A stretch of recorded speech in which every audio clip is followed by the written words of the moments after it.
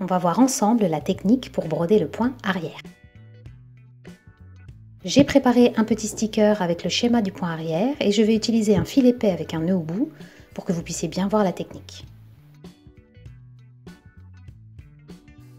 Pour broder une ligne au point arrière, vous allez devoir coudre un premier point qui vous servira de repère pour pouvoir revenir en arrière par la suite jusqu'à la fin de votre ligne de broderie. Donc on fait sortir notre aiguille en A et on la repique en B.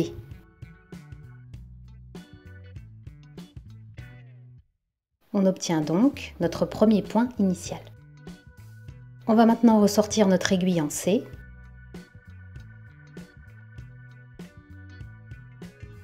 Et on va la repiquer en B dans un mouvement arrière. Et ce mouvement, on va le répéter jusqu'à la fin. On fait ressortir notre aiguille quelques millimètres plus loin et on la repique à la base du point précédent.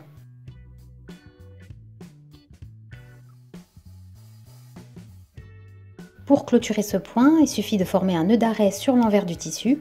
Donc je vous le montre très rapidement puisque vous avez une vidéo dédiée dans la playlist des points. On va maintenant se mettre dans les conditions des kits mirifiques en utilisant un brin de fil.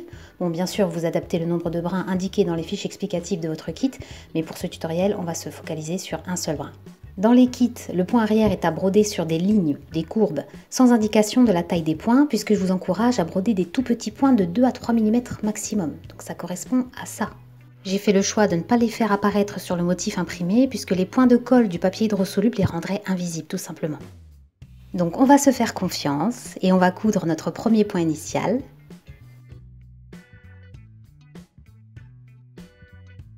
Et pour le fun, je vais le mesurer. Et bingo, il est juste parfait. Donc appliquez-vous sur ce premier point puisqu'il vous servira de repère de taille pour les points qui suivront.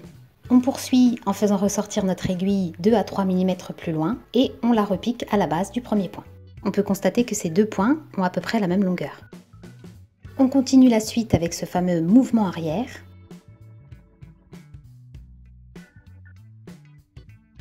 Et je ne vais pas broder toute la ligne, puisque ce serait trop long et que j'ai d'autres choses à vous montrer. Et comme précédemment, je vais clôturer avec un nœud d'arrêt sur l'envers du tissu, sauf que cette fois-ci, je vais doubler ce nœud, puisque c'est plus sûr quand on utilise un seul brin de fil. On va maintenant passer à un petit motif un peu plus complexe, donc ça me permettra de vous montrer comment aborder les différentes zones à broder. Donc par exemple ici, on peut voir que certaines parties peuvent se contenter d'un seul point, comme ici. Donc je vais broder un seul point arrière,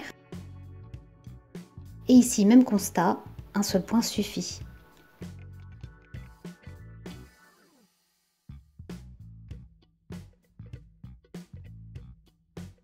Sur cette zone par contre, je vois que 2 points seraient plus judicieux qu'un seul grand point. Donc je vais broder 2 points. Et vous voyez, ça me permet de vous expliquer les petits arbitrages que vous pouvez faire quand vous gardez en tête que votre priorité, c'est de broder des points de 2 à 3 mm. Parce que c'est ce qui donnera la finesse au motif final.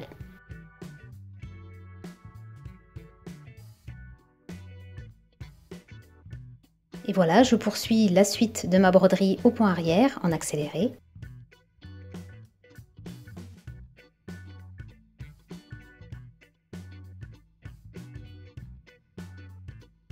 Et voilà, vous venez d'apprendre la technique du point arrière, il ne manque plus qu'à vous entraîner.